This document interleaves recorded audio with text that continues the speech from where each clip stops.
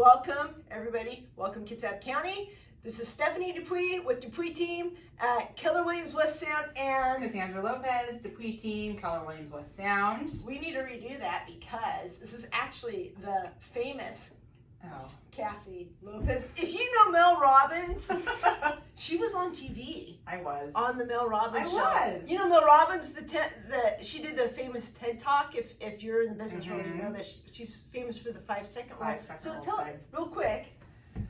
Well, Mel had me on her Audible last year, her Take Control Audible. I was chapter 8.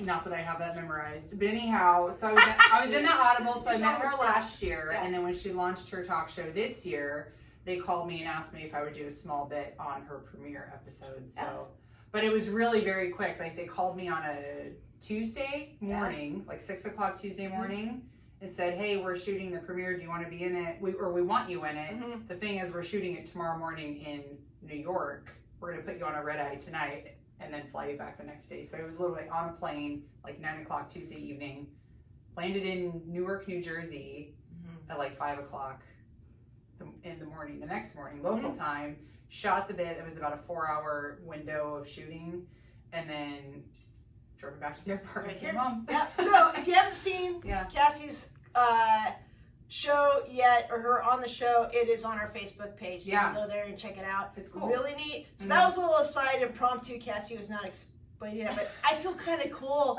She's making me famous because I get to stand next to somebody who's famous. It's like famous by association. Kinda.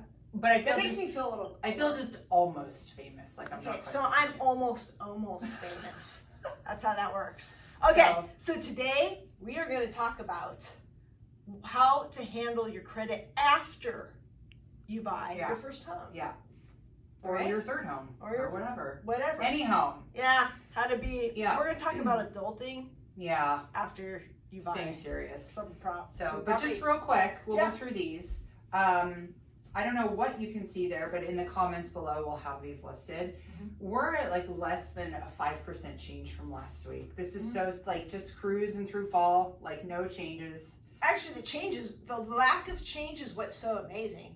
It is kind of weird because usually we see more fluctuations. Yeah, I mean, just one house, like literally single digit changes. 3-digit changes. It's just like so slight you wouldn't even notice it. It's like nothing changed. What you are still noticing is the squeeze because we're still really low inventory. This is very low.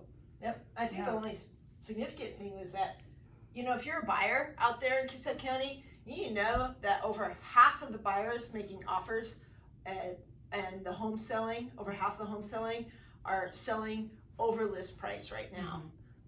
So don't embarrass yourself by going in and thinking you're going to lowball an offer and get it right now. Statistically, that's not what we're seeing.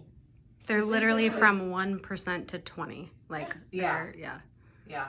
That's not surprising. Yeah. Like even if you go in at list price. Yeah.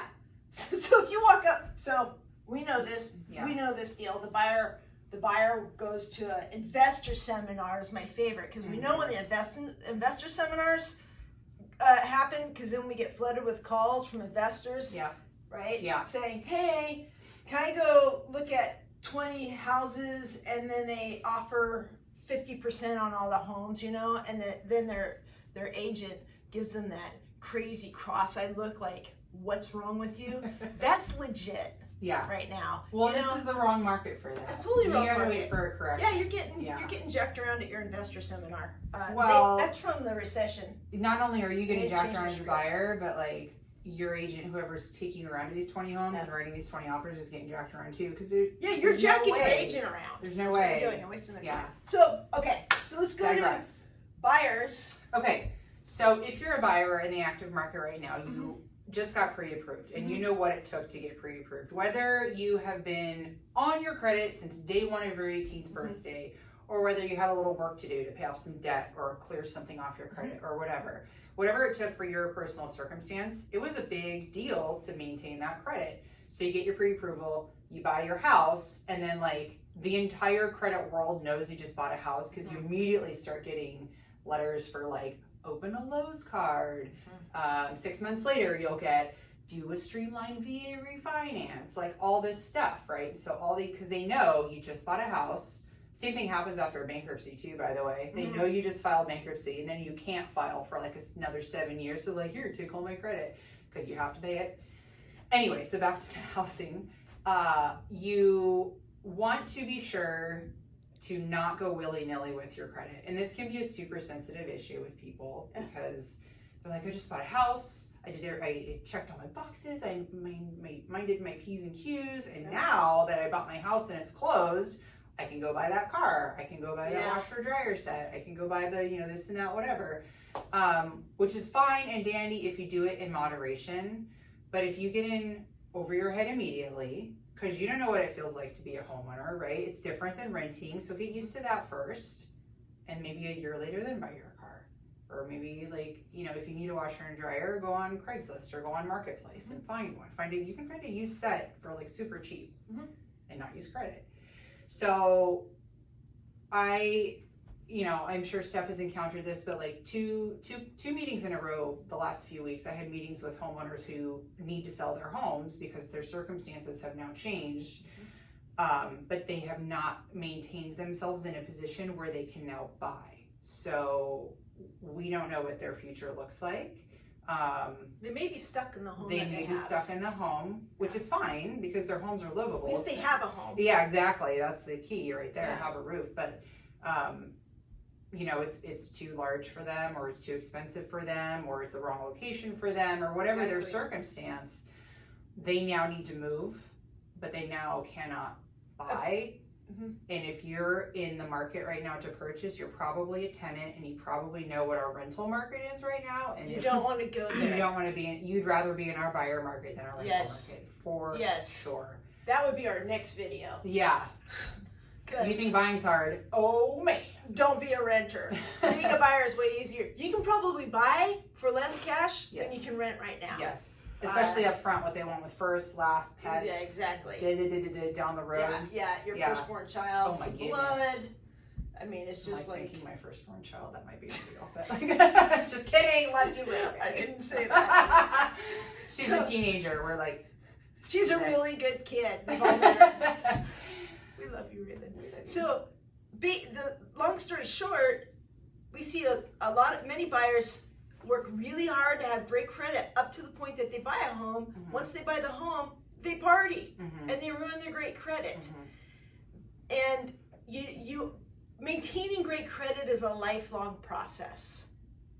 You always want to maintain great credit and be responsible with your credit for this very reason that Cassie's sharing with you. These are real life stories.